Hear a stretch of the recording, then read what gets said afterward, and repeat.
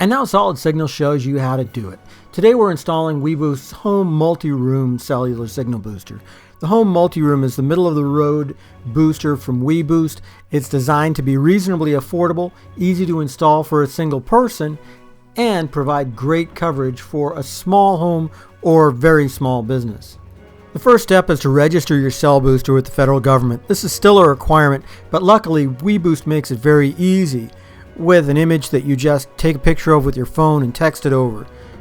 Just point it at that label and go. I know it's kind of a pain, but I would go ahead and do it anyway. It is the law. Once the registration is done, the next step is to try to find a mounting point for the booster. weBoost recommends using an existing chimney pipe on your roof. I'm not really that much in favor of that because you don't know the condition that chimney pipe is going to be in. Instead, I would use a tripod mount or an eave mount. You can actually mount the weBoost mounting system straight onto an eave. Here I'm just doing it onto a 2x4 to kind of give you an idea.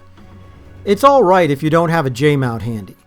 If you do have a J-mount or even a piece of pipe that you can mount to the side of the house, simply slide the weBoost mounting bracket onto it and then finger tighten it.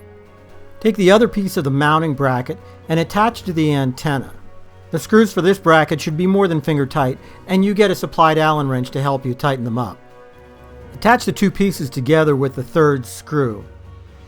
Once you have it in, take a look and you can actually adjust it to point it up or down a little bit. Now, attach one end of the cable that's applied to the female end of the antenna. Just screws on. weBoost supplies a flat cable which will go under most doors or through most window cracks. It's actually a very useful little bit. Screw the cable onto the flat cable and then just feed it under a doorway. With that done, it's time for the next step. The booster itself can be mounted to a wall using this slide-off little clip. The plastic piece will actually just mount right to the wall and then the booster slides onto it.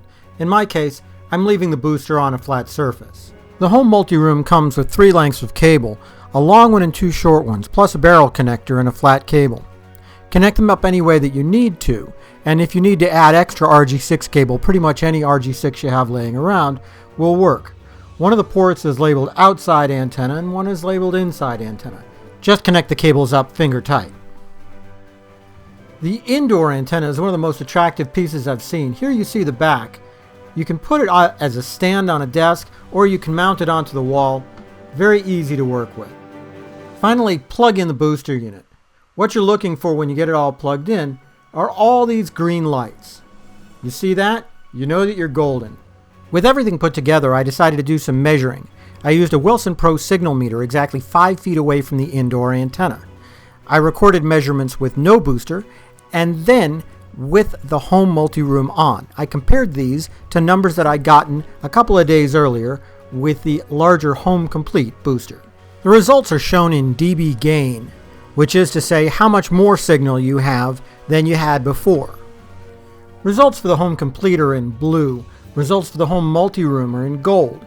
As you can see, the Home Multiroom actually does very well considering it's several $100s less than the Home Complete.